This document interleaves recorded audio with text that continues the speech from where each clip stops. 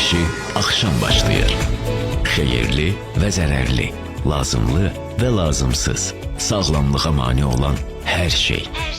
Həkim ekspertlərlə bir arada, Sağlam Həyatda 93 FM-də, ölkənin sağlam dalğasında dinləməyi unutmayın.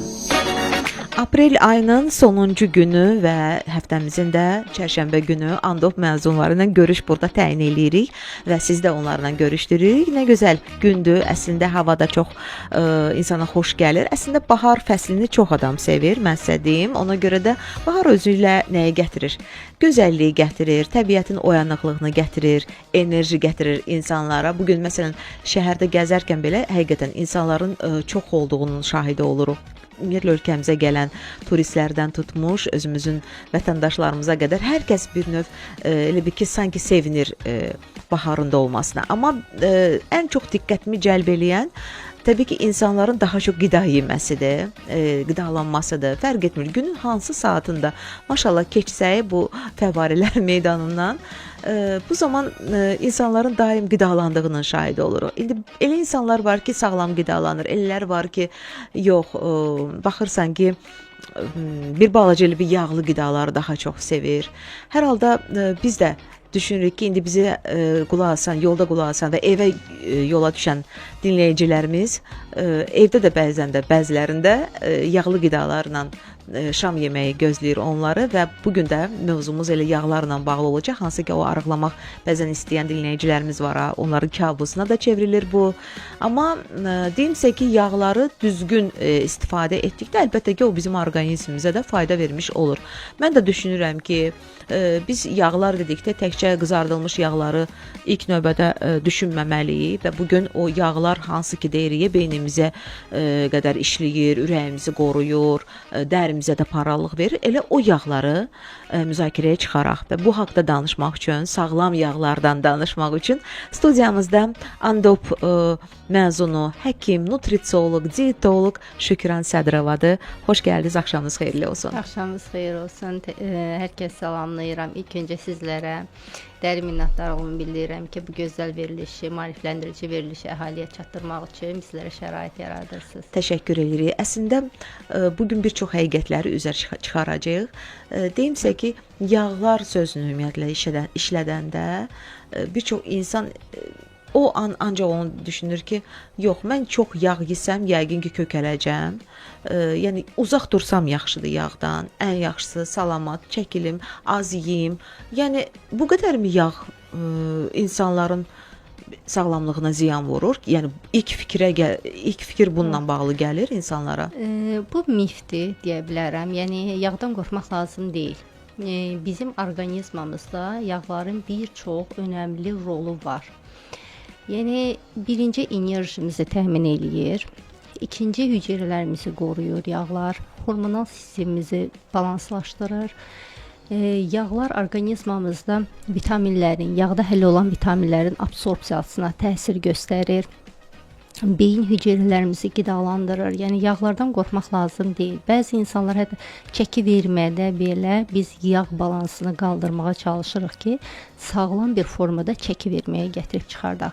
Yəni, çox gözəl sadaladınız. Yəni, çox böyük bir miflərlə qarşılaşmışıq ki, insanlar fikirləşir, yağ, mən diyetaya otururamsa, sağlam qidalanıramsa, yağlardan imtina eləməliyəm. Bu belə deyil. Yəni, bilsək ki, hansı yağları tükətməliyik. Bəli, bəzi yağlara biz məhdudiyyət qoyuruq. Amma onların hansı yağlardır və nə üçün, nə qədər məhdudiyyət qoymalıyıq? İnşallah veriliş əsasında hamısını dinləyicilərə daha ətraflı bir məlumat verməyə çalışacağım. Ona görə dinləyicilərimizi də elə buradan üst tutaq. Əgər bu mifləri yarmaq istəyirlərsə, öyrənmək istəyirlərsə həqiqəti, sual verə bilərlər. 055 93 490 93-ə WhatsApp nömrəmizə yazsınlar. Sağlam Həyat başlayıb sizinlə Samirədir və kifayət qədər də vaxtımız olacaq ki, yağların faydalarından danışaq orqanizmimizə. Yağlar niyə bu qədər vacibdir? Şükran xanım, bununla da başlayaq. Başlayaq. Yağlar ilk öncə orqanizmamızda enerji mənbəyidir. Karbohidratdan sonra ikinci gəlsə də, amma enerji dəyərinə görə karbohidratdan birinci durur. Yəni 1 qram karbohidrat parçalananda biz 4 kilokalori enerji alırıqsa, yağlar parçalananda 9 kilokalori enerji alırıq. Yəni 2 dəfə çox. Sadəcə bir nüans ordadır ki, biz karbohidratı alanda artıq ağız boşluğundan bunun sorulması gedir. Lakin yağlar bağırsaqlarda, artıq nazik bağırsaqlarda sorulduğu üçün biraz gec baş verir. Lakin depolanma və uzun müddətli enerji üçün biz yağlardan istifadə edirik. Digər bir ən böyük təsirləri beyin hüceyrələrimizin qatlarını, miyelin qatının ən çox hissəsini bizdə yağlar təşkil edir. Hüceyrə quruluşunu, hüceyrənin membranını fosfolipidlərdir, xolesterol təşkil edir. Yəni hormonların əsas hissəsi yağlardan təşkil olunub. Digər bir halda orqanlarımızın qorunması, orqanlarımızın fiziki zədələrdən qorunması, dərialtı pi təbəqəsinin olması, belə dərimizin qorunması, orqanlarımızın qorunmasına və orqanizmamızda termorequlyasiyanı bərpa edir ki, orqanizmamızda olan temperatura tutub saxlanılsın, çölə buraxılmasın. Və bu vitaminlər, vurğulayıq ki, vitaminlər, yağda həll olan vitaminlər var. Burada A, D, E, K vitaminlərdir ki, bunların sorulmasında da yağlar çox önəmli rol oynayır. Əgər bunların yağların defisiti biz yaşasaq, bu sadaladığım bütün proseslərdə geriləmə olacaq və bu da orqanizmdə mübadilə pozğunluğuna gətirib çıxardacaq. Bəzən fikir versəz, insanlar deyir, mən yağı tamam rasiondan çıxartmışam, lakin hiss edirlər ki, get-gedə mübadilələri zəifləyir. Nəyə görədir? Mübadilə pozğunluğu yaranır. Yəni balansı pozurlar. Biz balanslı qidalanma dedikdə, yəni burada həm yağı, həm zulalı, həm karbohidratı balanslı formada qəbul etməyimizi deyirik. Amma bu rasiondan yağları çıxardırıqsa, 100%lik şkalanı nəzərdə saxlayın. Bunun 100% dolmalıdır. Onda siz karbohidrata yönəlirsiniz və yaxud da zolala yönəlirsiniz və bunların özlərinin də birinin azalması, birinin çoxalması orqanizmdə hər hansı bir prosesin sürətlənməsi və ya zəifləməsinə gətirib çıxardır. Bunun üçün balanslı mütləq qidalanmaq lazımdır. Və yağlardan da o qədər qorxmayaq. Yağlar bizə lazımdır, vacibdir, çox faydalıdır. Belə ki, yəni biz hər zaman vurğuluyoruz ki, gündəlik rasionda hardasa ortalama, yəni normal insan məsələn heç bir diyetdə gündəlik sağlam diyet deyilsə, sağlam boşqab götürəndə bunun 20-35% yağlar təşkil eləməlidir və buna uyğun da insanlar öz boşqablarını formalaşdıra bilərlər. Aha, indi mənə elə gəlir ki, aydınlaşdırmanın zamanıdır ki, hansı yağlar daha faydalıdır bizə, hansı yağlar biraz ziyanlıdır. Çünki nəyə görə bu sualı sizə verirəm Şükran xanım? Var elə insanlar ki, daim çox vaxt bir yağa elə bir öyrəşir. Tutaq ki, qonaqlıqdır və yaxud da hansısa bir belə də getdikləri yerdə müəyyən bir qidalanma zamanı o yağlar ona doğrudan da ciddi təsir göstərir. Mədə bağırsaq pozuntuları və s. Ümumiyyətlə sizdən soruşmaq istəyirəm.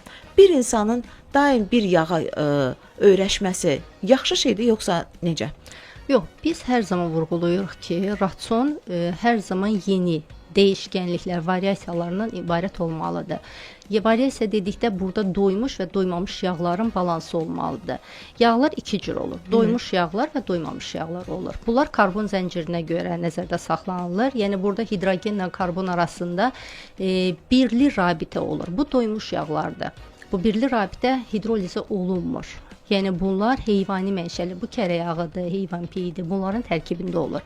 Və bunları biz tövsiyə eləyirik. Gündə 10-15% rasionumuzda olmalıdır. Çünki kərə yağının özünün də tərkibi bizim orqanizmdə doymuş yağ olsa da bizim bədənimiz bunu tələb eləyir, lazımdır bizə.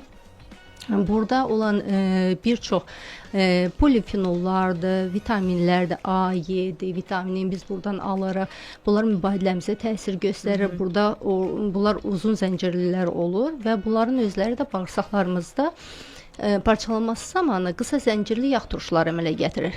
Yəni bu bizim bağırsağımızın enerjisi üçün sərf olunan yağdır. Yəni bu bizə lazımdır. Digəri isə doymamış yağ turşulardır və bunlar isə mono və poli doymamış yağ turşularına ayrılır. İki formada olur. Mono doymamış yağ turşuları da yenə karbon zənciri burada ikili qat olur, bir dənə olur və bunlar da tez oksidləşə bilir.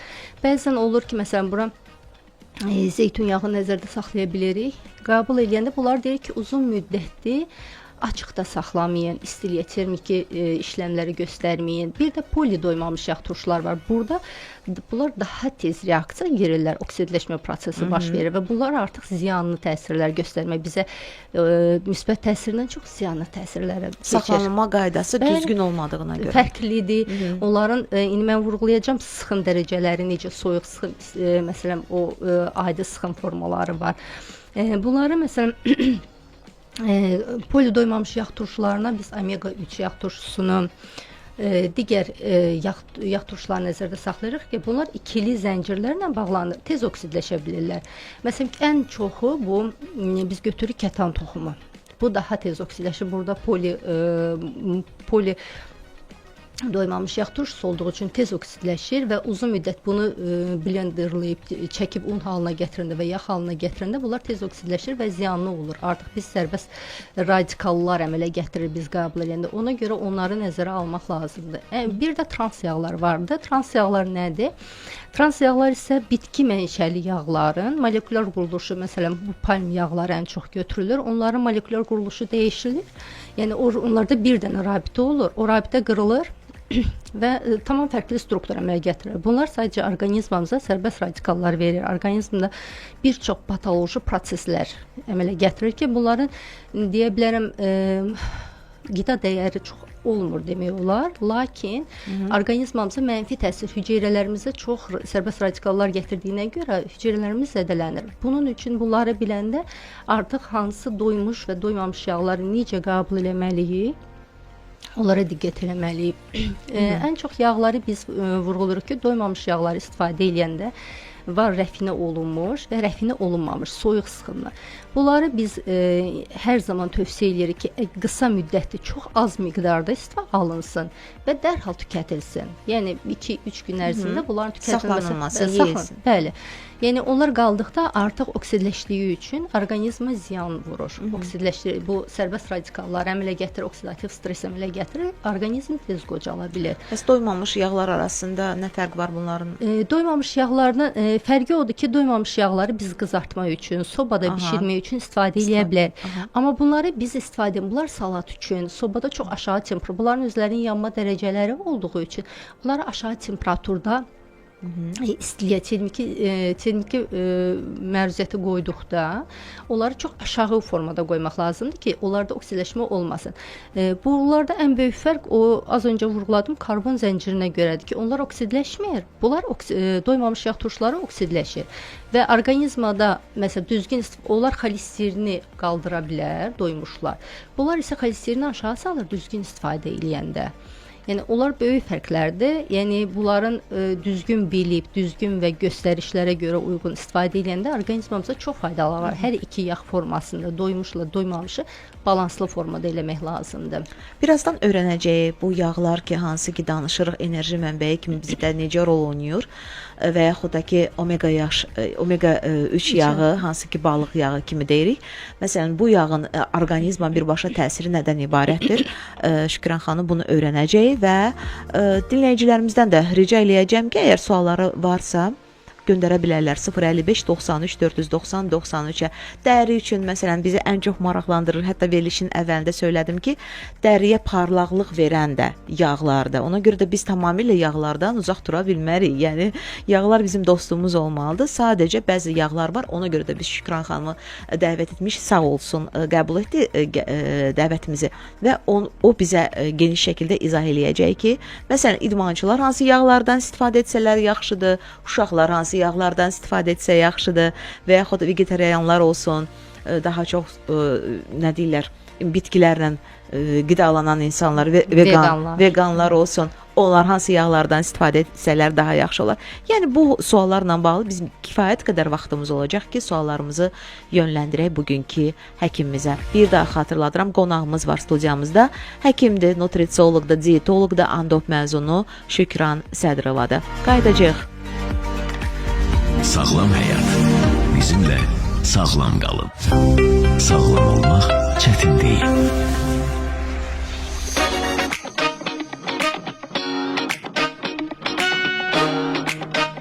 Sağlam həyatda yağlardan danışırıq. O yağlar ki, hansı ki orqanizmə faydaları həddindən çoxdur və biz o mifləri bəlkə də bu gün yara biləcəyik. Tamamilə üstündən xətt çəkə biləcəyik ki, yağlar bizim düşmənimizdir. Əslində onu düzgün istifadə etdikdə, onları düzgün istifadə etdikdə təbii ki, biz ziyan az görə bilərik. Ona görə də diqqətiniz bizdə olsun. Bugün bir daha xatırladıram. Həkim, nutrisioloq, dietoloq, Andov məzunu Şükran Sədrova bugün studiyamızdadır. Yağların orqanizmə faydasından danışır və istəyirəm ki, keçid alaq digər suallara. Düzdür, dinləyicilərimizdən də suallar gəlir. Bir-birinin ardıcı ürəyə necə xeyirdir, nə bilim, digər orqanlara necə xeyirdir. Hissə gələcək. 055 93 490 93-ə yazın, göndərin suallarınızı və biz omega 3 yağ turşularının orqanizmə hansı faydası var deyə bu sualla müraciət edirik Şükran xanıma. Hansı faydası var? Omega 3 yağ turşusu orqanizmimiz üçün çox önəmli və vacib yağ turşusudur. Bu əvəz olunmayan yağ turşusudur. Poli doymamış yağ turşularından az öncə vurğuladım. Omega 3-ü. Sadəcə omega 9, 3, 6 yağ turşuları var. Omega 9, 3 və 6-dan əmələ gələ bilir. Bunu biz çox rahatlıqla qəbul edəndə kimyəvi proseslər nəticəsində alınır. Lakin omega 3 elə bir yağ turşusu ki, bu alınmır. Biz bunu mütləq ya kənardan almalıyıq, qidalardan və yaxud da ki, dərman formasında qəbul etməliyik. Bu orqanizmamızı qəbul elədikdə hansı proseslər baş verir? İlk öncə onu vurğulayım ki, ürək-damar xəstəliyi olan insanlarda təzyiqi normallaşdırmaq, arteriosklerozun qarşısına alınması, bəzi insanlarda yüksək xolesterin deyirlər. Burada aşağı sıxlıqlı xolesterinin səviyyəsinin aşağı salınması və yuxarı sıxlıqlı xolesterini ümumilikdə götürəndə pis xolesterinin aşağı salınması və yaxşı xolesterinin yuxarı qaldırmaq çox istəyirik. Çünki bu bizim ürək-damar sistemimizin fəaliyyəti üçün çox önəmlidir. Bunları balanslaşdırır. Digər bir halda beyin hüceyrələrimizin 60%-ə qədəri yağlardan ibarətdir və bunun da ən böyük faizi gəlir omega 3 yağ turşusu. Omega 3 yağ turşusunun tərkibini götürəndə biz alfa-linolen turşusu və burada EPA deyirik, yəni qısadılmış adıdır, eksapenton turşusu, bir də DHA deyilən dexahexain turşusu var ki, bunların bir-birinə münasibətində beyində ən çox DHA deyilən bir hissəsi təşkil eləyir və bu neyinir bizlərdə? Beyin membranının əsas hissəsi təşkil olunur, beyin sinapslarının ötürülməsinin əsasını təşkil eləyir. Yəni beynin demək olar ki, koqnitiv funksiyaları, psixi formaların, bunların hamısını görməni, bunların hamısı omega 3-ün sayəsində olur. Orqanizmamızda iltihabi proseslər baş verəndə, omega 3-ü biz yetərli miqdarda alanda, onları iltihabi prosesləri zəiflədir. Bunun desəz ki, qəbul qaydasında nə qədər olmalıdır? EPA ilə DHA-nın, yəni omega 3-ü götürəndə bir-birinə nisbəti EPA 250 mg qəbul eləməliyik, 500 mg biz DHA qəbul eləməliyik və biz bunları qəbul edəndə bir də omega 6 yağ turşusu da var. Bizim yəni tək omega 3 deyil, omega 6 da var bu yağ turşularına götürəndə. Bunun 3-ün 6-ya nisbəti olmalıdır ki, düzgün olmalıdır. Yəni Ümumdünya Səhiyyə Təşkilatı bunu götürür 6-nın, maksimum 10-un götürür omega 6, 1% isə götürür omega 3. Lakin günümüzə baxdıqda bir çox pasientdə biz bunun çox yuxarı olduğunu görürük. Omega 6. Omega 6 hansı yağ turşularıdır? Bunlar biz günə baxanda soyadır, palm yağlarıdır, qarğıdalı yağından aldığımız yağdır. Bəli, omega 6 bizə lazımdır. Amma səviyyədə, normada. Biz gizlin formada çox omega 6 alırıq. Omega 6 isə omega 3-ün əksinə iltihabı prosesi tətikləyir, artırır. Burada interleukin 6-nı, TNF alfanı artırır. Lakin omega 3 yağ turşusu bunu stabilləşdirir. Və bunun üçün biz hər zaman vurğulayırıq ki, bu balansı çalışın qoruyasınız. Yəni biz demirik ki, məsələn, qarğıdalı yağından və ya günə baxan yağından istifadə eləməyin. Bu trans yağlardır və yaxud da paketlənmiş qidaların tərkibində olan bitki yağlarını minimal salmaq lazımdır ki, biz qəbul elədiyimiz gündəlik omega 3 yağ turşusunun o balansı qoruya bilər və onun o bizim orqanizmamıza verdiyi müsbət təsirlərin nəticəsini görə bilək. Yəni Ümumdünya Səhiyyə Təşkilatının bu 2022-ci ilə olan məlumatıdır ki, qəbulu zamanı, omega 3-ün qəbulu zamanı beynin koqnitiv funksiyalarını 10-15% yaxşılaşdırır. Yəni bu böyük rəqəmdir. Yəni bunu biz uşaqların terapiyasında, böyük insan Alzheimer'da, Parkinson'da, neyrodegenerasiyada, bəli, onların qarşısını alması çox böyük işləri var. Bu bir sübuta yetirilib, bəli. Bəli, 2022-nin də hələ bundan sonra daha da sürətlə inkişaf edib, hələ o nəticələri tam verilmir, publikasiya olunmur. Lakin yəni çox böyük irəliləyişlər var sırf omega 3-ün orqanizma təsirinə. Yəni bunu balanslı formada qəbul eləsək gündəlik, bəli, çox yaxşı olar. Yəni bizim bu sadaladığım bütün funksiyaları formalaşdırılması, məsələn, iltihabın azaldılması, revmatoid artritdə bunun 20%-ə qədər, revmatizmada, revmatoid artritdə iltihabı proseslərdə onların isə 20%-ə qədər azalda bilir. Şükran xanım, baxın, uşaqlar üçün omega 3-ü hansı formada vermək daha faydalı olar? Bilirsiniz ki, uşaqlar 1 yaşa qədər... Çünki yağ formasında məsləhət görənlər var, nə bilim, apteklərdə satılır, o formada daha çox tövsiyə edirlər. Siz necə daha çox məsləhət görərsiniz? Omega 3-ü, yəni 6 aya qədər ana südü ilə, yəni ananın qəbulu ilə alınması tövsiyə olunur. Əgər uşaqlar qəbul edən körpə uşaqları, artıq 6 ayından sonra əlavə qidaya keçid etdikdə, biz burada zeytun yağını çox, yəni qramına görə, yaşına, çəkisinə görə məsləhət görürük. Balıq məsləhət eləyə bilirik 1 yaşından sonra. Balıq özünüz bilirsiniz ki, hiperreaktiv qida olduğu üçün uşaqlarda allergiya vermə ehtimalı çoxdur.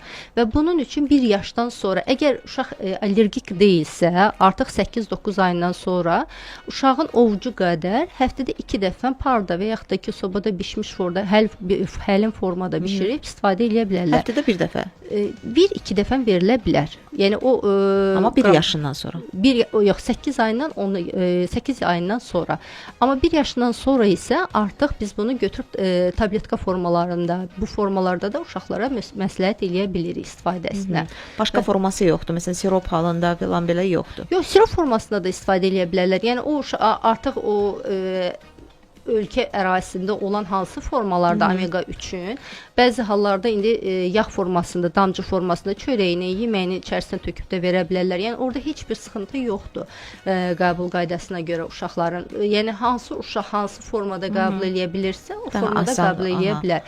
Yəni uşaqlara çox tövsiyə edir, çünki koqnitiv funksiyalar dedik, beynin inkişafı, sinapslar arasında ötürücülükdür, onların görməyisidir, onların çevrəni tanıması ilk etaplarda. Bunların formalaşması üçün omega 3 yağ turşusu çox önəmlidir. Yaxşı, enerji mənbəyi kimi yağlara biz necə münasibət göstərə bilərik? Enerji mənbəyi üçün vurğuladıq verilişin əvvəlindəki karbohidratdan sonra ikincidir. Lakin enerji dəyərinə görə 9 kilokalori 1 qramından aldığımız üçün çox önəmlidir. Bəzən biz diyetalar yazanda yüksək yağlı, aşağı karbohidratlı diyetlər istifadə edirik. Burada məqsədimiz nədir? Doymamış yağ turşularından sadaladıqlarımızda rasionda çox istifadə edilir. Karbohidrat bitdikdən sonra, karbohidrat bilirsiniz ki, tez parçalanır, orqanizmdə 2-3 saata parçalanır. Artıq onun bizə verdiyi enerji dəyəri bitir və ondan sonra artıq orqanizm toxumalarda, pi toxumamızda topladığı trigliseritləri işə salır və onları qaraciyərə gəldikdə keton cisimcikləri əmələ gəlir ki, bu beynimizin də alternativ glikozadan, karbohidratdan sonra ikinci depo enerji mənbəyidir. Keton cisimciklərindən enerji alırıq. Bunlar bizdə ən çox arıqlamaq istəyən, idmanla məşğul olan insanlara, yəni karbohidratı az alırıq və yaxud da ki, karbohidrat bizim orqanizmamızda parçalandıqdan sonra yağların parçalanması başlayır ki, bunlar orta zəncirli yağ turşuları gedir. Bunlar dərhal parçalanır qaraciyərdə, bağırsaqlarımızda bizə enerji formasında təklif olunur. Bunlar həm hüceyrə membranında əsas rol oynadığı üçün, yəni bizim çox böyük enerji mənbəyimiz biz yağlardan götürürük. götürürük.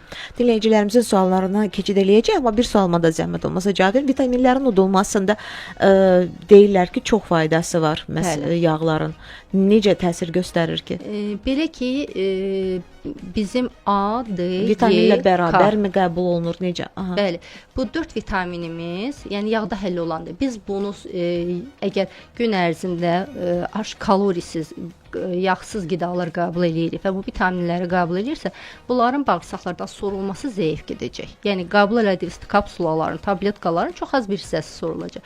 Amma siz yetərli miqdarda tam doymamış yağ turşuları ilə və yaxud da ki, doymuş yağ turşularının miqdarına görə də qəbul eləsəz, onlar həm daha rahat sorulacaq, daha yaxşı mənimsəniləcək orqanizmınıza və təsirini yaxşı görəsiniz. Bilirsiniz ki, A vitamini görməni yaxşılaşdırır, onun yaşlanmanı yaxşılaşdırır. Y vitamini yüksək miqdar, ən yüksək antioksidantlardan sayılır. D vitamini bizdə kalsinin sorulmasını təmin edir. Yəni insanlar bunu ac qarnına qəbul eləməməlidir. Səhər yeməyi, yəni bilirsiniz, bəzi vitaminləri biz çalışırıq ki, günün birinci yarısı qəbul eləyək, ikinci yarısını saxlamayaq. Səhər yeməyindən sonra vitaminlərinizi rahatlıqla qəbul edə bilərsiniz. Yəni artıq orqanizmınızda hər hansı bir yağlı qidalar qəbul eləmisiniz, ondan sonra onları qəbul edə bilərsiniz və rahatlıqla da sorulmasını təmin edəcək. Yaxşı. Hansı qidalar, soruşur dinləyicimiz, sağlam yağlarla daha çox zəngindir? Təşəkkür edirik. 3251 yazıb. Demək olar ki, bir çox təbii formada aldığımız qidalar bu heyvan mənşəli, məsələn, ət olsun, təbii kərə yağının burada 82.5%-lı kərə yağları olmalıdır. Orada pasterizə olunmuş süddən alınan yağlar nəzərdə saxlanılır. Heyvanın piy yağı deyirik. Yəni quyruq yağı olsun, piy yağı olsun. Bunlar da, yəni bunların 10-15%-i keçməməlidir doymuş yağlar rasionunuzda. Quyruq yağının faydalarından çox danışılır. Bəli. Əslində nə yaxşı ki, bugün gəldiniz, bunun qəşəng izahını verə bilərsiniz. Bəli, bu doymuş yağ turşularıdır. Uzun zəncirli doymuş yağ turşularıdır. Bunlar çox faydalıdır. Məsələn, kərə yağı ilə biz bir sırada olan yağlardır. Gündəlik bunu 10-15% rasionda istifadəsini məsləhət edirik.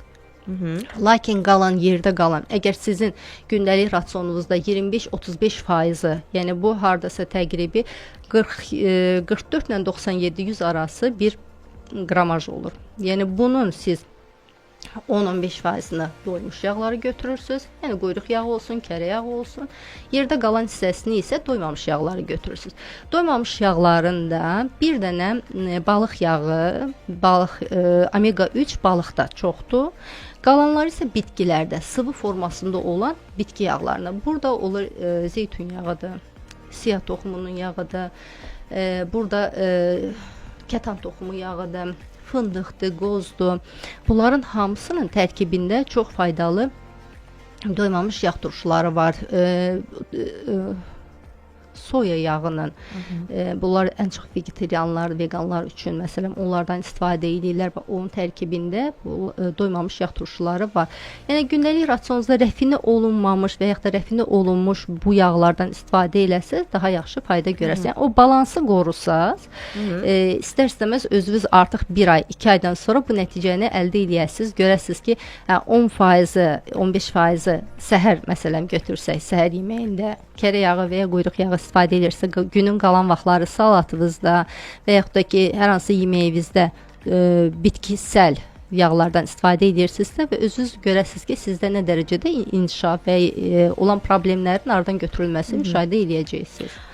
Yenə uşaqlarla bağlı sual vermək istəyirəm. Baxın, belə deyək də, dərs zamanı zehnin açıq olması üçün, daha da yaxşı qavranılması üçün dərs yükünün, beynin yaxşı işləməsi üçün yağlardan hansını tövsiyə eləyərdiniz? Yəni omega 3 bunu anladıq. Başqa? Biz burada kokos yağının da çox böyük faydasını görürük. Kokos yağı orta zəncirli doymamış yağ turşularıdır. Uşaqlarda bu bəzi autizm bəzi növləridir, epileptik uşaqlarda, məsələn bir xüsusi dieta yazırıq. Orada biz bu yağdan omega ilə Hind cəvizi deyirik, Hind qozu deyirik. O yağın istifadə edirik çox yaxşı. Yəni bunlar həm qısa müddətli tez parçalanırlar, digər məsələn uzun zəncirli yağlara nisbətən. Bunlarda keton əmələ gəlir və biz bunların hesabına uşaqlarda koqnitiv funksiyaları, beynin inkişafını, neyrodegenerativ proseslərin ləngiməsinə təsir göstəririk. Və burada serotoninlə dopaminin balansını, omega 3 bu işdə çox gözəldir. Yəni balansı çox gözəl saxlayır. Yəni biz məsələn götürsək trans yağları istifadə etsək və digər bir yağlardan məsələn omega 6-dan istifadə edirik, bu balans pozulur. Amma bunu biz omega 3-ü, kokos yağını istifadə etsək uşaqlarda, onların bu funksiyaları çox yaxşı inkişaf eləyəcək. Bu artıq isbat olunubdur.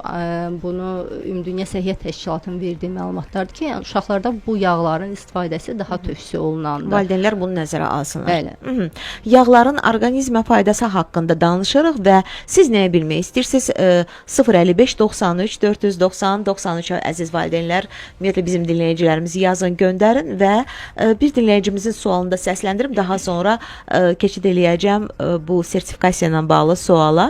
Yağların orqanizmdəki metabolik proseslərdə bəs rolu nədən ibarətdir? Təşəkkür edirəm. Əvvəlcədən. Metabolik proseslərdə ən böyük rolundan biri odur ki, insulin dirənci olan insanlarda omega 3 yağ turşusu insulin dirəncini sındıra bilir, yəni həssaslığı götürə bilir. Biz gündəlik rasionumuzda omega 3 yağ turşusundan, yəni burada zeytun yağından istifadə edə bilərik. Burada biz kətan toxumudur, biz siya toxumudur, qozdur, fındıqdır. Yəni bunların tərkibində də omega 3 ilə zəngindirlər. Linolin turşusudur, linoik turşulardır. Bunlarla zəngindirlər. Bunları istifadə edəndə orqanizmdə olan iltihabı azaldır, metabolizmanı sürətləndirir. Yəni vurğuladım ki, bağırsağımızda bunlar bağırsaqda qısa zəncirli yağ turşuları əmələ gətirir və onların əmələ gəlməsi bağırsaqlarımızın işini sürətləndirir və bağırsağımızın işi sürətləndirdikdə artıq metabolizma istər-istəməz sürətlənməyə başlayır və bu baxımdan da çox önəmli rol oynayır metabolizmin sürətləndirməsində. Sertifikasiya ilə bağlı sualı səsləndirməli. Yeri gəlmişkən sizdən də soruşa bilərik. Həkimsiz keçmisinizmi sertifikasiyadan Şükran xanım? Hal-hazırda sertifikasiya kursundayam. İnşallah iyunda bitirib sertifikasiya artıq verəcəm. Onda yəqin ki, sizi də maraqlandırır ümumiyyətlə sertifikasiya ilə bağlı suallar, hansı sənədlər təqdim olunmalıdır, hara bu sənədləri təqdim etmək lazımdır və yaxud ümumiyyətlə gedişatı ilə bağlı imtahanların biz bir neçə suala cavab da veririk və səsləndiririk bunu. Gəlin elə növbətdə sual-cavabı eşidək. Sağlam həyat. Dəyişmə bugündən başla. Sertifikasiya imtahanından 65 yaşdan sonra keçmək olur. Əhalinin sağlamlığının qorunması haqqında Azərbaycan Respublikasının qanununa uyğun olaraq yaşından asılı olmayaraq Azərbaycan Respublikası ərazisində praktik tibb və ya əczaçılıq fəaliyyəti ilə məşğul olan şəxslər sertifikasiyadan keçməlidirlər. Birinci saatımıza yavaş-yavaş yekunlaşdırmaq üzrəyik və bugün verilişimizdə bir çoxlarının qorxaraq üz tutduğu, daha doğrusu qorxaraq uzaq durduğu və eyni zamanda bəzən də təbii ki, orqanizmimizin qaçılmaz olduğu faydası baxımından da yağlardan danışırıq. Yağlar bilirsiniz ki, bir çox yağlar var və o yağların hər birinin də özünə məxsus demək olar ki, faydası var. Və bugün studiyamızda Andop təlimçilərini adətən biz dəvət edirik. Həftəmizin çərşənbə günü olduğuna görə Andop məzununun nutrisioloq, dietoloq, həkim Şükran xanım Sədirovadır və biz hal-hazırda digər yağları da araşdırmaqda Şükran xanımla davam edək və sırada hansı yağdır Şükran xanım? Deməli, bir dinləyicimizin maraqlı bir sualı gəlmişdi. Hindistan sayağı bir yağ var. Kokos yağı, bəli, kokos yağıdır.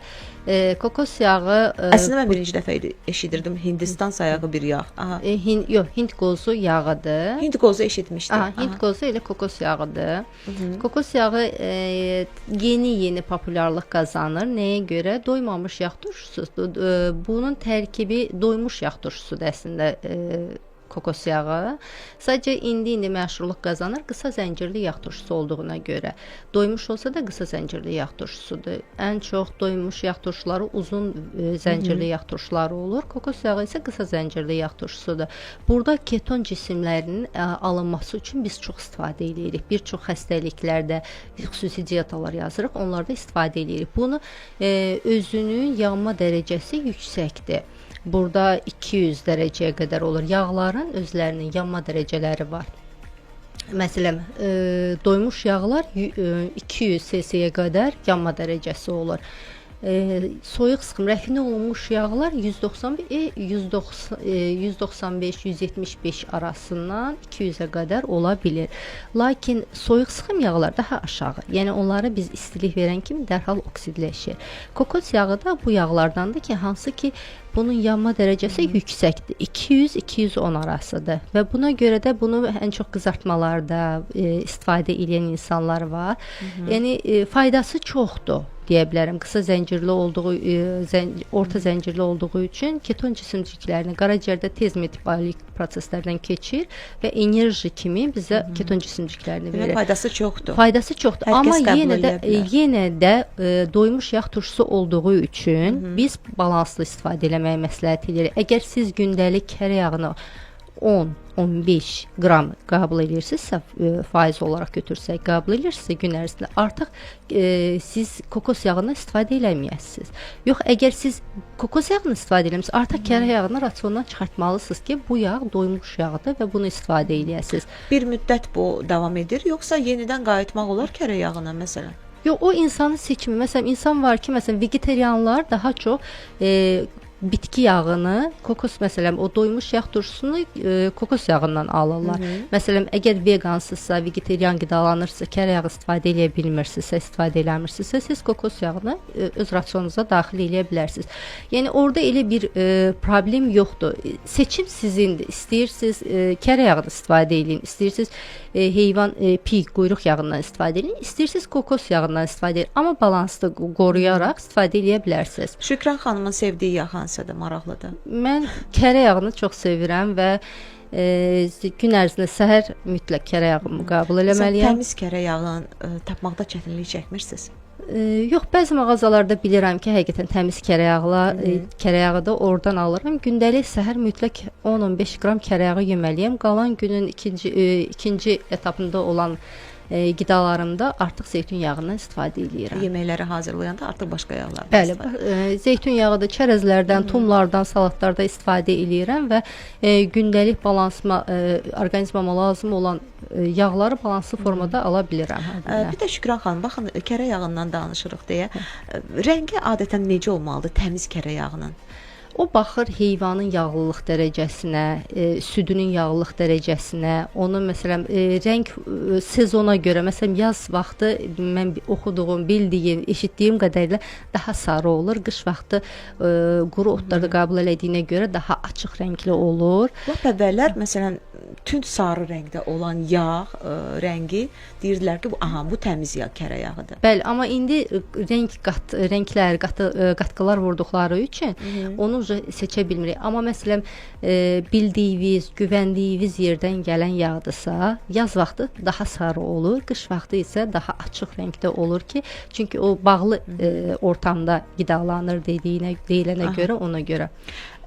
Birinci saatımızın sonuna gəlib yaxınlaşmışıq. Qısa bir aramız olacaq, reklam səslənməlidir saat başında. Mən növbəti saatda artıq ürəyə məsələn hansı yağlar daha yaxşı təsir göstərər və yaxud da ki, ümumiyyətlə yerli mətbəximizdə hansı yağların olması daha məqsədə uyğundur, ümumi ailə üzvlərini nəzərə alaraq Şükran xanım bu suallarla bağlı sizə müraciət eləyəcəyik.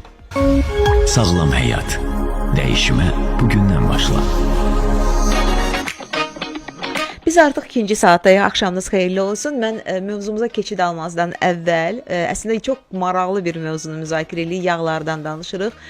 Özü də Şükran xanımla bizim bu reklam arasındakı söhbətimiz belə bambaşqa olur. Çünki biz əslində müzakirə edirik, çünki kərə yağını daha çox vurğulayırıq ki, məsələn, kərə yağının, məsələn, yumurta necə kərə yağsız yemək olar? Yəni, kərə yağsız necə keçinmək olar? Hətta yaşlı nəslin nümayəndələrini belə yada saldı Şükran xanım ki, onlar da heç vaxtı kərə yağsız keçinməyiblər. Sadəcə onların bizdən fərqi ondan ibarət idi ki, onlar daha çox aktiv həyat tərzi sürürdülər, biz biraz tənbəlik.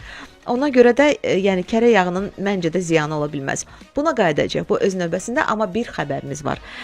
Vacib bir xəbərimiz var. Səhiyyə Nazirliyinin akademik Zərifə Əliyeva adına Milli Oftalmologiya Mərkəzinin səyyar klinikası tərəfindən Ağdərə rayonunun Talış kəndində əhali üçün oftalmoloji tibbi müayinələr aparılıb. Tədbirin əsas məqsədi operativ şəkildə vətəndaşların müayinəsi, görmə qabiliyyətinin zəifləməsinin qarşısının alınması, görmə patologiyalarının erkən diaqnostikasının aşkarlanması və müalicələrin təyin olunmasından ibarətdir. Müayinələr əsasında vətəndaşlarda quru göz sindromu, allergik konjunktivit, daha sonra refaksiya patologiyaları, daha sonra miopik astigmatizm və digər xəstəliklər aşkarlanıb, eyni zamanda göz xəstəlikləri ilə bağlı ümumi monitorinqlər aparılıb və əldə edilən nəticələr müzakirə olunub. Həmçinin ciddi problemlərlə üzləşən və çətin əməliyyat tələb olunan pasientlərin akademik Zərifə Əliyeva adına Milli Oftalmologiya Mərkəzinə gəlmələrinə də şərait yaradılıb. Ümumilikdə isə oftalmoloji aksiya çərçivəsində 70-ə yaxın vətəndaşın müayinələri aparılıb. Nə gözəl. Belə tədbirlər, ümumiyyətlə belə müayinələr bölgələrimizdə xüsusən aparılanda bu daha sevindirici bir xəbər olur. Həqiqətən çünki bölgələrdən Bakıya gəlmək biraz bəzən vaxt baxımından, müəyyən bir səbəblər baxımından çətin olduğuna görə bu cür necə deyirlər, səyyar klinika təşkil olunması həqiqətən alqışlanası bir addımdır. Və qaydaq söhbətimizə. İkinci saatdayıq. Əziz dinləyicilərimiz, bu saatda da biz yağlardan danışacağıq. O yağlardan ki, həmişə deyirik ki, sağlamlığımızın keşiyində dayanır. Bəli, bizə çox faydalı olan yağlar var. Sadəcə indi həkimlərdir, dietoloqlardır. Daim onlarla danışanda siz özünüz üçün də hər halda müəyyənləşdirə bilərsiniz ki, hansı yağı yemək sizə zərərli ola bilər, hansı yağı yemək, məsələn, heç də yaxşı olmayacaq, xeyrinizə olmayacaq. Yeri gəlmişkən Şükran xanım, çox yağ yeməyin özü də ziyanlı ola bilərdi, yəni riskli ola bilər bu. Bəli, nə qədər sağlam yağ tükətsəz də, əgər bunu həddini aşa bilirsinizsə, bu sizdə piylənmə, qaraciyərdə piylənmə və ümumi piylənmə, insulin dirənci, bu tür problemlərə gətirib çıxarda bilər. Yəni ona görə hər şeyi balanslı formada tükətməyə məsləhət görürük və bu tükətdiyiniz yağı da orqanizmdə kilokaloriyaja görə, yəni məsələn siz və yaxud da mən bir qadın olaraq 2000-2500 kilokalori enerji almalıyıq. Bunun proporsiya götürsək 25-35% və ya 20-35% yağın üzərinə düşür. Əgər biz bunu artırsaq və gündəlik rasionumuzda da karbohidratı da, əti də götürsək, proteini də artırsaq, kalorimiz artacaq. Əgər bu kalori alınan, veriləndən çoxdursa, İstərsəniz piylənmə və yaxud da ki, başqa qaraciyərdə piylənmə bunlara gətirib çıxardacaq. Ona görə mütləq insanlar qəbul edəndə o kaloriyaja diqqət eləməlidir. Aldığımız kalori verdiyimiz kaloriyə bərabər olmalıdır ki, bizdə bu problemlər yaranmasın. Sağlam yağlar olsa da, bunları biz günün birinci yarısı qəbul eləməyi daha çox tövsiyə edirik. İstər doymuş, istər doymamış yağlardan, faydalı yağlar da olsa, axşama çox az bir hissəsini saxlayırıq. Yəni burada trans yağları isə bəzən insanlar deyir yağda hər hansı bir paketlənmiş qidalarda qəbul edir. Onların da tərkibində yağlar var. Və o yağları biz 1%-dən aşağı vurğulayırıq. Yəni minimala salmağa çalışırıq. Onu sala bilmirik, çünki biz gizlin formada onları çox yerdən alırıq. Onları da maksimum minimallaşdırmalıyıq ki, ən çox bizə problemi verən bu trans yağlardır. Doymuş yağları günün birinci yarısında 2 saat 6-ya qədər qəbul eləsək tövsiyə olunur. Axşam saatlarında çox cüzi bir miqdarda, yəni rasionun çox cüzi bir miqdarında qəbul eləməyə məsləhət görürük. Bəs birdən-birə məsələn yağı azatsaq nə olar? Yox, onda bizim orqanizmimizdə bir çox mübadilə proseslərində problem yarana bilər. Yəni bu başlayaraq mübadilə zəifliyindən tutmuş, beynin funksiyalarına qədər, ötürücülüyü, beynin kognitiv funksiyaları, insan tamamilə dietadan götürür, yağı çıxardır. Onu müəyyən müddətdən sonra deyir, saçımda tökülmələr, dırnağımda qırılmalar, görməmdə zəiflik, halsızlığım başladı və yaxud da deyir, yediyim qidanın həzm prosesində zəifləmələr, yəni onlar yediyimiz qidanın da həzmi üçün bizə yağlar lazımdır. Burada mədə altı vəzin, ondan sonra ödün, bunların hamısının yağlarla hala gəldi. Bunlar yağlar parçalanmalıdır ki, bağırsaqlarımızın işləməsi üçün qısa zəncirli yağ turşularını əmələ gətirməlidir və bunların da bu enerji də bağırsağın funksiyasına təsir edir. Bunlar olmayanda mübadilə tamamilə dəyişir. Və o insan bir müddətdən sonra artıq özü onu hiss edir ki, bu nə dərəcədə buna pis təsir eləməyə başladı. Ona görə tamamilə kəsmək düzgün deyil rasiondan. Aydındır. Ürək damar xəstəliklərinə, məsələn, bayaqdan anonsunu verirəm, əslində istəyirəm toxunaq. Ürək damar xəstəliklərinə yağların nə kimi faydası var? İmmun sistemimizə nə kimi faydası var? Ümumiyyətlə, yağların biz götürəndə ürək damar sistemimizə həm müsbət, həm mənfi təsiri var. Doymuş yağların mənfi təsirləri var. Necə? Bir yaşdan sonra artıq bizim damarlarda arterioskleroz, xolesterin əmələ gəldiyinə görə məhdudiyyət qoyuruq ki, doymuş yağları azaltmaq. Lakin doymamış yağlara biz üstünlük veririk. Burada omega 3, 6 yağlarına üstünlük veririk. Onun da az öncə vurğuladığım nisbətini daha çox vurğulanan omega 3 yağ turşusunu vurğulayırıq. Bunlar orqanizmimizdə xeyirli xolesterin miqdarını artırır. Xeyirli xolesterin də bizim əsas bizim qan dövranına, arterial təzyiqin, damarın elastikliyinə təsir göstərir. Yəni bunları qaldıraraq birbaşa bizim ürək damar sistemimizə təsir göstərir. Digər bir hansılara məhdudiyyət qoymalıyıq biz doymuş yağlara, bir də ən birinci trans yağlara. Bunlar damarın arteriosklerozu, damarın sərtləşməsi bəzən el arasında deyilir, tıxanıqlığı, bəli.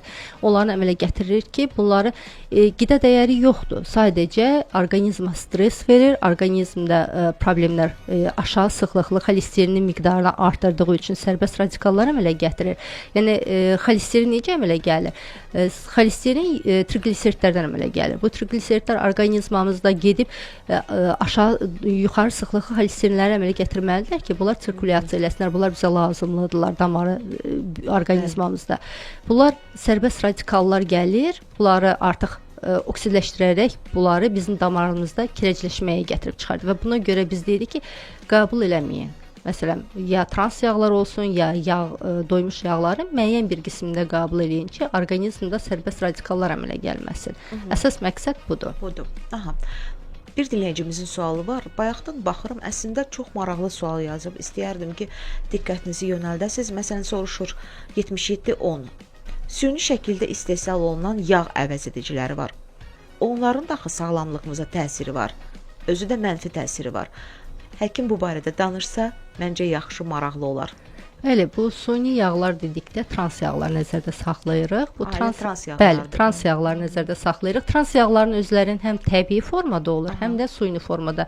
Təbii formada bu gövşəyən heyvanların mədələrində əmələ gələn fermentə bu çox cüzi miqdarda gəlib bizə çata bilir, amma ən çox suni formada aldığımız trans yağlardır ki, bunlar nədir? Bitki mənşəli palma bitkisinin çox asan əldə olunan yağ olduğu üçün bunlar yüksək temperaturada oksidləşərək hidrolizə olunur. Onlarda 2 qat zəncir olur. Hidrolizə olunan molekulyar quruluş dəyişir, artıq bərk formaya keçir. Buna margarin də deyirik, trans yağlar, margarinlər. Yəni bunlar məşhur margarin. Bunlar orqanizmamıza xeyri qida dəyəri yoxdur, 0 dərəcəsində. Lakin bağırsaqlarımızda sərbəst radikallar əmələ gətirirlər və bunlar ürək damar xəstəliklərinin əmələ gəlməsinə birbaşa təsir göstərir. Piyləməyə. Nutrisioloqsuz. Sovet dövründə daha çox margarin belə məşhur idi də, düzdür? Yəni insanlar daha çox istifadə edirdilər. Mənim yadımdadır. Onun bir xeyri var? Xeyr. Margarin dediyimiz o trans yağdır. Onun heç bir xeyri yoxdur orqanizmamıza. Onun sadəcə o dövrdə çox istifadə olunurdu. İnsanlar da istifadə edir. Məcburiyyət qarşısında yəqin ki. Ucuz idi, yəni. O dövrdə istifadə edən pokoleniya artıq indiki dövrün yaşlı pokoleniyasıdır və orta pokoleniyadır, düzdür, orta nəsildir. Və onlarda da ürək damar hal-hazırda Azərbaycan ürək damar xəstəliklərinə görə yüksək faiz dərəcəsinə gətirir. Yəni o dövrdə qəbul olunan margarin, trans yağların hesabınadır. Amma yəni bir nəsil var ki, onlar ancaq biraz qiymət baxımından ucuz idi, daha çox insanlar almaq məcburiyyətində qalırdılar, bəli. Amma bir nəsil də var ki, onlar sırf kərə yağı hər zaman yeyib, onlar uzun ömürlü nəsil olur.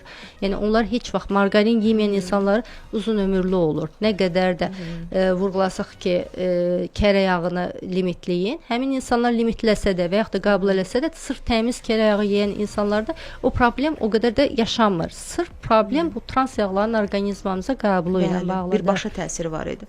Amma deyim sizə ki, nə qədər belə yaşayış səviyyəsi aşağı olan insanlar da olsa, onların evində heç olmasa bir balon da olsa bu əridilmiş kərə yağı olurdu, yadımdadır o vaxtlar. Yəni çalışırdılar ki, heç olmasa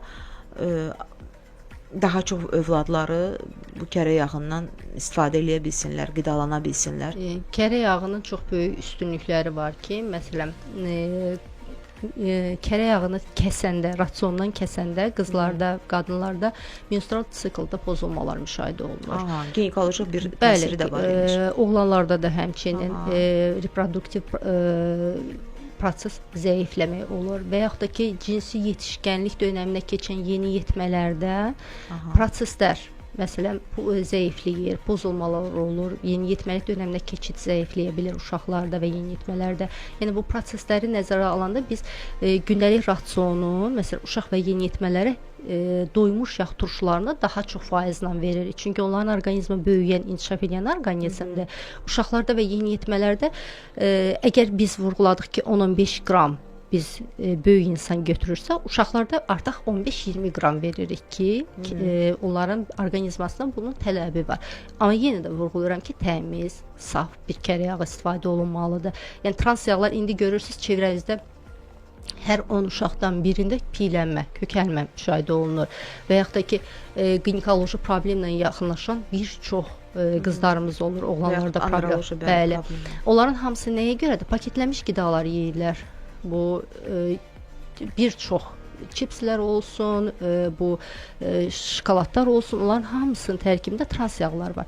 Və onlar da qəbul edəndə orqanizmə artıq piylənmə verir. Çünki onlar sorulmurlar, orqanizmə faydalı deyil. Onlar sırf bağırsaqlardan pi formasında toparlanır orqanizmə, dərialtı pi təbəqəsini əmələ gətirir. Ona görə biz onlardansa, insan gün ərzində 15-20 qram kərə yağını yesə, o qədər problem yaratmayacaq. Sizlə demək olar ki, proqramlarda olanda mən diqqət edirəm, daha çox kərə yağını vurğulayırsınız. Amma məsələn, olur ki, bəzən qonaqlarımız dietoloqlar olur, nutrisioloqlar olur, daha çox vurğuladılar zeytun yağı olur. İndi mən sizdən soruşmaq istəyirəm. Kərə yağı ilə zeytun yağı arasında fərq nədir?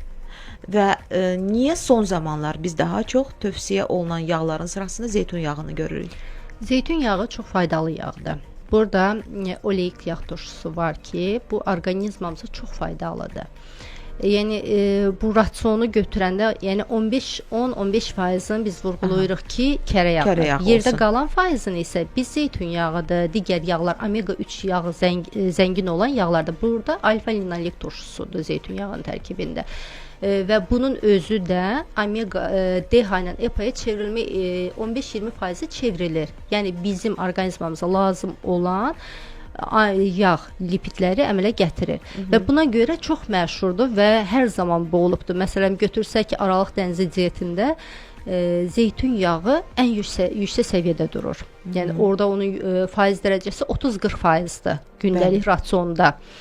Və bu təsirə görə sırf orqanizmdə iltihabı prosesləri zəiflədir. Yəni bunun özü omega 3 yağ turşusuna çevrildiyi üçün bütün sadaladığımız az öncə beyin funksiyalarında, kognitiv funksiyalarda görmədir, iltihabı prosesləri götürmək, immün sistemimizdə, mədə bağırsaq sistemimizə hamısına təsir göstərir. Ürək damar sisteminə, hamısına, hətta qaraciyərə də hamısına təsir göstərir. Ona görə biz zeytun yağını hər zaman üstün tuturuq. Zeytun yağının da özünün fərqli növləri var da. Bilirsiniz, rəfinə olunmuşu var, soyuq sıxım var.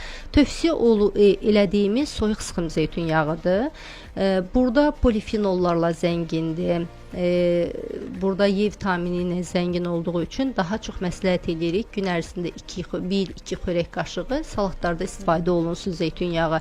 Yəni yağdan qorxmaq lazım deyil. Sadəcə fayda baxımından vurğuladığınız daha çox kərə yağı olduğuna görə. Yox, zeytun yağı da yox. Amma faiz nisbəti ilə daha çox kərə yağının olmadığını görürük. Bəli, faiz dərəcəsi ilə aşağıdır. Sadəcə bizdə hal-hazırda insanlarda o bir böyük bir panikadır ki, kərə yağından qaçmaq lazımdır, kərə yağı istifadə etmək lazım deyil. Bəli. Sırf zeytun yağından istifadə etmək lazımdır. Mən də izah eləmək istədiyim odur ki, hər ikisi balanslı formada rasiona və faiz dərəcəsinə uyğun 10-15% bunu götürürük. Yerdə qalan o 100%-dən qalan faizi isə zeytun yağını və yaxud da ki, Yəni də çoxluq zeytun yağına. Bəli, zeytun yağının payına düşür. Bəli. Aydındır. Söhbətimizi davam etdirəcəyik. 055 93 490 93-ə dinləyicilərimiz suallarını göndərə bilərlər. Maraqlı suallar gəlir. Əslində yağların orqanizmə faydası haqqında onlar öyrənmək istəyirlər. Siz də qoşula bilərsiniz. Sırada idmançılarla bağlı biz qidalamalarına toxunaq görək, onlarda necə yağlar hansı səviyyədə qəbul olunmalıdır? Çünki bildiyim qədərindən onlarda yağlara xüsusi belə diqqət yetirilir. Mən sizdən öyrənəcəm. Daha çox hansı yağlar tövsiyə olunsa düzgün olar? İdmançılar diqqətli olsunlar. Daha sonra öyrənəcəyik, diyetlərdə ümumiyyətlə yağ olmalıdırmı? Buna da toxunuruq. Bir sözlə, reklamdan sonraki məqamları xüsusi maraqla dinləsinlər. Sağlam həyat 93 FM-də ölkənin sağlam dalğasında.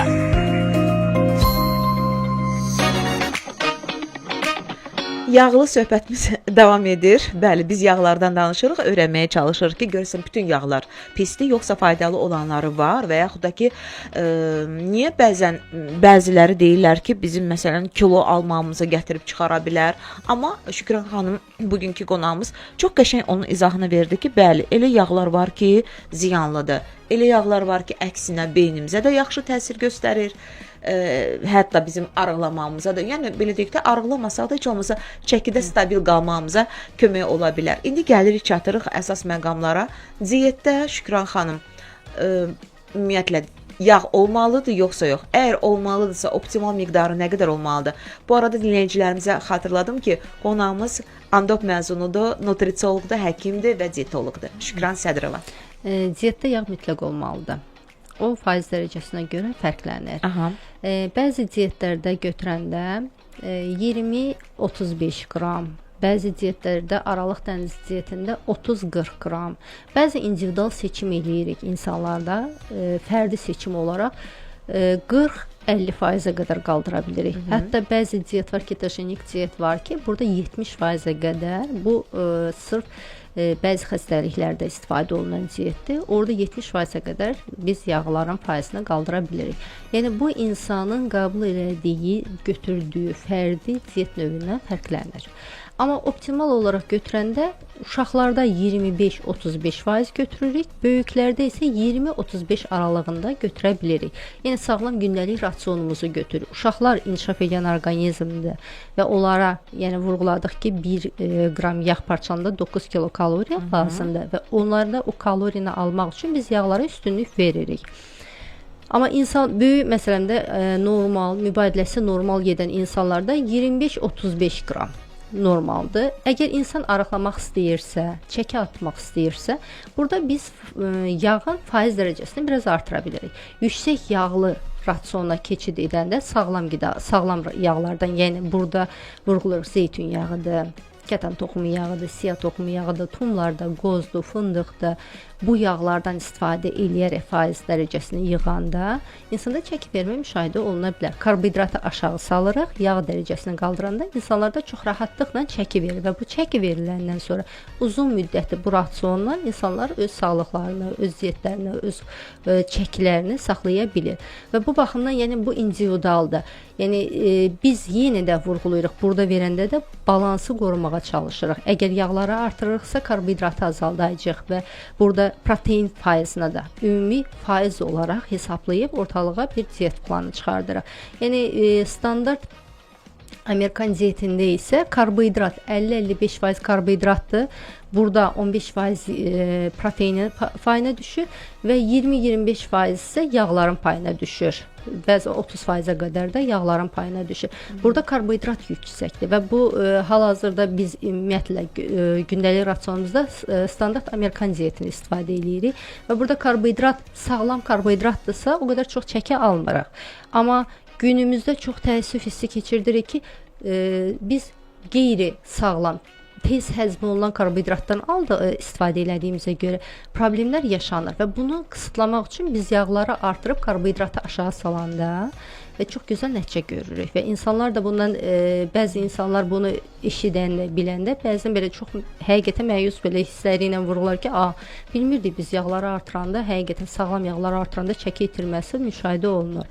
Bəli, olur belə. İdmançıların bu yağlara münasibəti necədir? İdmançılar gündəlik rasionlarında yağları mütləq önəmli vurğulamalıdırlar. Bəzən görürük ki, bunlar proteinə çox üstünlük verirlər. Protein qədər də yağlar da üstünlük təşkil etməlidir. Nəyə görə? Davamlılıq, enerji davamlılığı təmin etmək üçün mütləq yağlara da üstünlük verilməlidir. Nə baxımdan? Məsələn, məşqdən qabaqmı, sonramı? Bir də bunu qeyd eləyək. Məşqdən sonra, ilk etapda məşqdən dərhal sonra bunlara karbohidrat lazımdır. Tez parçalanan vurğuladıq ki, karbohidrat artıq ağız boşluğundan parçalandığı üçün birinci enerji mənbəyi karbohidratdır. Lakin sonrakı etap üçün, məsələn, marafonlar olsun, uzun üzgüçülük yarışları olsun, triatlonda olanlar və yaxud da ki, bu cür uzun müddət enerji tələb edən insanlarda, idmanla məşğul olanlarda yağlara üstünlük verilməlidir. Çünki karbohidrat bitdikdən sonra artıq orqanizmdə yağların hesabına enerji əmələ gəlir və onlar o yağ balansını mütləq saxlamalıdırlar. Tam yağsız qidalana bilməzlər və onlarda dərhal özləri də görərlər ki, dərhal tükənmə hissi yaranır. Bunun üçün, yəni burada tək yağ, enerji kimində deyil, bilirsiniz ki, hər idmandan sonra mikrozədələr əmələ gəlir əzələlərdə və bu mikrozədələr tam bərpa olmadıqda artıq iltihablaşma prosesi baş verir və omega 3 yağ turşusu isə bu prosesin qarşısını alır. O mikrozədələrin qarşısını alır. Mikrozədələr olduqda iltihablı proseslərin qarşısını alır. Yağ yedikdə idmançılar məsələn bugün hər hansı bir ağır məşq edibsə, onun səhərsi günü həmin insan həm protein, həm yağın kombinasiyasında daha özünü gümrah və sağlam hiss edir. Amma bunlardan birinin balansı pozulduqda o müəyyən müddət çəkir. Yəni onun bərpa prosesi çəkir. Ona görə yəni balansı formalaşdırıb bu düzgün balanslı formada yağları da mütləq qəbul etməlidirlər ki, bu prosesləri rahat keçirdə bilsinlər. Onda siz daha çox kilo almaqdan danışdınız. Daha doğrusu kimsə kökəlmək istəyirsə də, belə deyək. Onda kimsə arıqlamaq istəyirsə, yəni kilo vermək istəyirsə, yağları məhdudlaşdırmamalıdır da. Yəni mən belə başa düşdüm sizin dediyinizdən. Bu onlara yəni yaxşı nəticə verməyəcək, istədikləri nəticəni verməyəcək. Yağları məhdudlaşdıranda insanlar tez acır. Yağlar elə bir orqanizmamızı qəbul edəndə ağız boşluğundan deyil, mədədən də keçir və biz nazik bağırsağımızda artıq yağların parçalanması, yəni pankreasdan, lipazadan, öt turşusu ilə parçalanma prosesləri baş verir. Yəni bu ən azından 3-4 saat sizin çəkir bu prosesin yağların əmələ gəlməsi. Əgər siz yağ yemirsinizsə, qəbul etdiyiniz karbohidrat da emal olunmuş karbohidratlardırsa, tam taxıllı undan və yaxud da ki, siz hər hansısa bir faydalı karbohidratdan və tərəvəzlərdən almırsınızsa, bu dərhal sizin ağzınızdan sorulmağa başlar. Ağız boşluğundan sorulma getdiyi üçün siz daha çox qida qəbul edəsiniz. Məqsəd burada qidanın qəbulunun vaxtını uzatmaqdır. Yəni mədədə uzun müddət qalır yağlar, onların həzmi üçün 3-4 saat vaxt lazım olur. Karbohidrata isə başlar artıq yarım saatdan sonra həzm prosesi başladığı üçün siz çox qısa müddətdə acılıq hiss edirsiniz boş karbohidrat yedikdə. O baxımdan arıqlama proseslərində çox istifadə edirik yağlarını. Həm də axı belə deyək də bizim axı dinləyicilərimizin əksəriyyəti çox da iradəli deyillər. Məsələn, bir müddət məhdudiyyət qoyacaqlar, tutaq ki, diyeta tətbiq olunub və 2-3 ay tutaq ki, yağdan istifadə etməyəcəklər, amma vaxt gələcək onlar dayana bilməyəcəklər. Yəni ürəkləri istəyəcək ki, heç olmasa təndir çörəyi ilə heç olmasın bir balacalı olsun, kələ yağı çəksinlər, içsinlər səhər-səhər, yesinlər. Ona görə də bu birdən-birə fasilədən sonra qəbul olunursa, daha da əslində onların kilo almalarına gətirib çıxaracaq. Bəli, əgər bu insanlar bəzən çox məhdudiyyət qoyur, mən görürəm, sadəcə soyutma, ət yeyirlər, soyutma, rasionları soyutma olur. Yəni bunlar heç bir yağdan istifadə eləmirlər, salatları da yağsız olur. Onlar bir müddətdən sonra o yağı görəndə həqiqətən özlərini kontrol edə bilmir və bu böyük problemdir. Amma gündəlik rasionlarında qəbul eləsələr bunu, o problemdən yaşamayacaqlar. Yəni sağlam yağları hər zaman proporsiya uyğun günün birinci yarısı rahatlıqla, yenə də vurğularam, hər bir məhsulu artıq miqdarda qəbul edəndə problem yaranır. Onu proporsiyasına uyğun istifadə edəndə özləri də görəcək ki, çəki vermədə də köməklik olacaq onlara, orqanizmaların formalaşmasında da, metabolizmin sürətlənməsində də çox böyük dəstək olacaq. Gəlin 36-44-ün sualını oxuyum sizə. Salam, zəhmət olmasa deyərdiniz, yağlar keyfiyyətlidirmi hal-hazırda sizcə? Bu qədər sadə bir sual. İndi hal-hazırda, yəni biz bolluq dönəmini yaşayırıq, belə vurğulasam, marketlərdə hər büdcəyə və hər cibə uyğun yağlar var. Yəni artıq o sizin seçiminizə bağlı olacaq ki, hansı yağı seçib, yəni orta yağ dərəcəsindən tutmuş yuxarıya qədər və üzərlərində çox yaxşı etiket oxunmalar da var. Etiketlər var ki, onları rahatlıqla oxuya bilərsiniz və vurğulaya bilərsiniz ki, bu həqiqətən siz istədiyiniz kərə yağıdır, yoxsa yaxud da zeytun yağıdır və yaxud da qardalı yağıdır və yaxud da başqa digər yağlardır ya yox. Yəni o baxımdan çeşid böyük olduqda insanlara rahatdır seçim eləmək. Yəni ona görə mən deməzdim ki, bütün kərə yağları və yaxud da bütün zeytun yağları pisdir. Yox, onu vurğulaya bilmərik.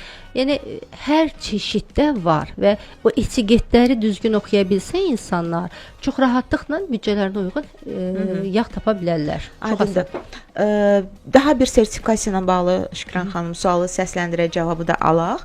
Ondan sonra tamamlayacağıq yavaş-yavaş proqramımızı. Diqqətlə dinləyə görə bu dəfəki sual nə olacaq? Maraqlıdır. Sağlam həyat 93 FM-də ölkənin sağlam dalğasında. Hazırda işsiz olan tibb mütəxəssisləri sertifikasiya imtahanında necə iştirak edə bilərlər? Hazırda işsiz olan tibb işçiləri sertifikasiya imtahanlarında iştirak etmək üçün aşağıdakı sənədləri təqdim etməklə imtahana buraxılışı Səhiyyə Nazirliyinin Sertifikasiya Şurasının inzibati binasından Həsən bəy Zərdabi küçəsi 86, Azərbaycan Respublikası Səhiyyə Nazirliyi Akademik Topçubaşov adına Elmi Cərrahiyyə Mərkəzinin yaxınlığındakı binadan rahatlıqla əldə edə bilərlər. Şəxsiyyət vəsiqəsi, ali və ya orta tibb təhsili haqqında sənəd, diplom və ixtisas şəhadətnaməsi, əmək kitabçası və yaxud kadrlar şöbəsində təsdiq edilmiş surəti. Bir neçə sualımız da var. İstəyirəm sonda elə onu Şükran xanıma da ünvanlayaq. Gələcəkdə yağlarla bağlı, məsələn, hansı yeni araşdırmalar gözlənilir Şükran xanım? Belə bir məlumatınız varsa bizə zəhmət olmasa məlumat verin. Yəqin ki, araşdırırsınız bununla bağlı. Bəli, yağların gələcəyi üçün omega-3 yağ turşusunun bir çox xəstəliklərin inkişafına indi çox cüzi 2022-də olan araşdırmaları vurğulayıram ki, əlimizdə olanlar onlardır. Yəni yaxın 10 il ərzində omega-3 yağ turşusunun digər proseslərdə hansı irəliləyişləri gətirib çıxardacağı var. Trans yağların orqanizmamızda ürək-damar xəstəliyindən başqa hansı digər ağır fəsadların, bağırsaq infeksiyalarına qədər gətirib çıxartmaları çox ehtimal ki, onlar araşdırılacaq və yağ faizinə görə daha individual diyetlərin, daha individual planların qurulması nəzərdə mən belə görürəm ki, belə tendensiya gedir. Yəni bu çox böyük irəliləyişdir. Yəni müəyyən bir 10 illiyə çönüb baxanda, 20 illiyə çönüb baxanda biz o vaxtı bunları düşünmürdük.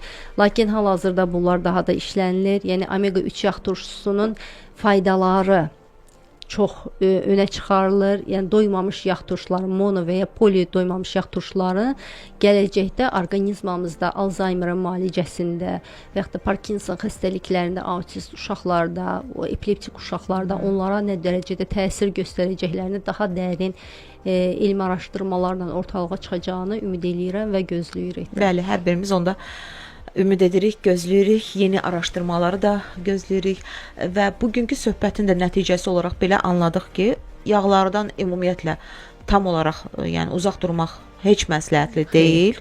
Yəni belə olan təqdirdə bizim orqanizmimizdə də nəsə çatışmayacaq, dərimizdə quru ola bilər, beynimizin də fəaliyyətində hər hansı bir dəyişikliklər olacaq, heç də yaxşı müsbətə doğru olmayacaq. İmmun sistemimiz də bu baxımdan bir balaca bəli, zəifləyəcək. Hətta iltihab əleyhinə də söylədiniz, bir neçə faktı söylədiniz. Yəni yağların doğrudan da bu cür təsirləri də var. Antioksidant təsirləri də var. Ona görə biz yağlarla məncə də yolumuzu davam etdirməliyik. Bəli, Şükran xanım. balanslı formada yağlar mütləq rasionumuzda olmalıdır. Çox sağ olun, minnətdaram gəldiyinizə təşəkkür görə. edirəm, çox sağ olun.